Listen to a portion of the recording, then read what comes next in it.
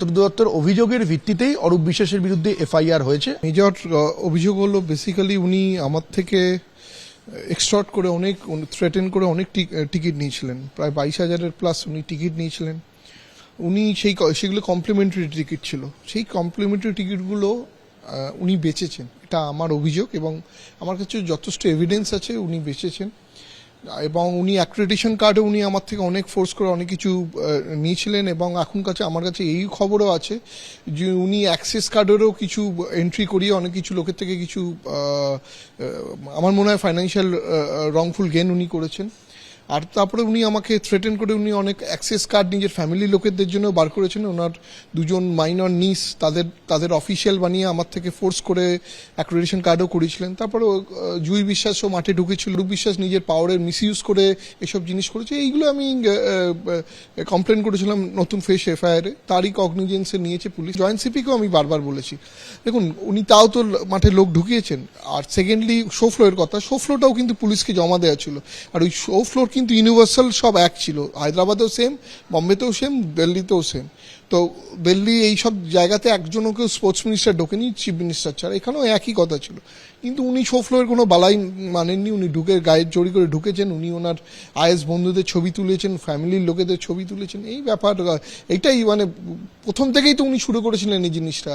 আর কথায় কথায় ইভেন্ট হতে দেবো না, সল্টলেকটা আমার। অরূপ বিশ্বাস এইসব করবেটা কি করে যদি পুলিশ না অ্যালাউ করে? অরূপ বিশ্বাস কি করে মাঠে ঢুকবে যদি পুলিশের কাছে শোফলো থাকে? আইনের ঊর্ধ্বে তো কেউ নয়, স্টেটের রেসপেক্টের ওপর তো কেউ নয়। আমি মাঠটা ভাড়া করেছি, আমি যখন একটা প্রোটোকল অনুযায়ী সবকিছু জমা দিয়ে দিয়েছিলাম, পারমিশন নিয়ে নিয়েছিলাম, সেখানে পুলিশেরও তো অ্যালাউ করা উচিত ছিল না। সিএম সিকিউরিটির কাছে তো ডিটেলস ছিল পুরো শো ফ্লোর, কারা কারা মাঠে থাকবে প্রক্সিমিটি তারও লিস্ট দেওয়া ছিল। তাও উনি ঢুকলেন কি করে? উনি মিসইউজ করেছিলেন পাওয়ার, সেটাও আমার একটা কমপ্লেনের পার্ট। He has misused. এই যে থ্রেট, ভয়, উনি যে আমাকে থ্রেট দেখিয়েছেন, আমার মনে হয় পুলিশকেও উনি ক্লাউড দেখিয়ে ভয় দেখিয়ে হয়তো ঢুকিয়েছেন, নাহলে ঢুকবে কি করে? যুব ভারতীতে মেসি কাণ্ড, এবার রাজ্যে প্রাক্তন মন্ত্রী অরূপ বিশ্বাস, তার বিরুদ্ধে এফআইআর দায়ের হলো। যুব ভারতীতে মেসি দর্শনে বিশৃঙ্খলা তৈরি হয়, আর এবার আরও বিপাকে অরূপ বিশ্বাস। আয়োজক শতদ্র দত্তের অভিযোগের ভিত্তিতে এফআইআর দায়ের করা হয়েছে। মেসি কাণ্ডে প্রাক্তন ক্রীড়ামন্ত্রীর বিরুদ্ধে এফআইআর দায়ের হয়েছে। হুমকি, বেআইনিভাবে টিকিট বিক্রির অভিযোগে এফআইআর দায়ের।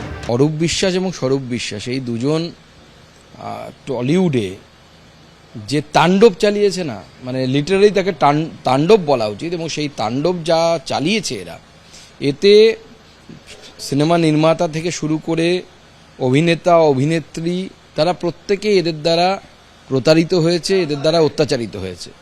তখন তো এফআইআর হবে, আরও অনেক কিছু হবে।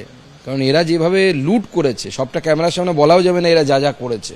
সবাই জানে, টলিউড পাড়াতে কান পাতলে পরে শোনা যায়, সবাই জানে যে এরা কী করতেন এবং কোথায় কি পাঠাতেন, কোথায় কি করতেন, সব আমরা জানি।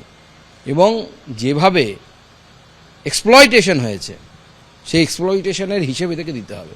এবিপি আনন্দ, এগিয়ে থাকে, এগিয়ে রাখে।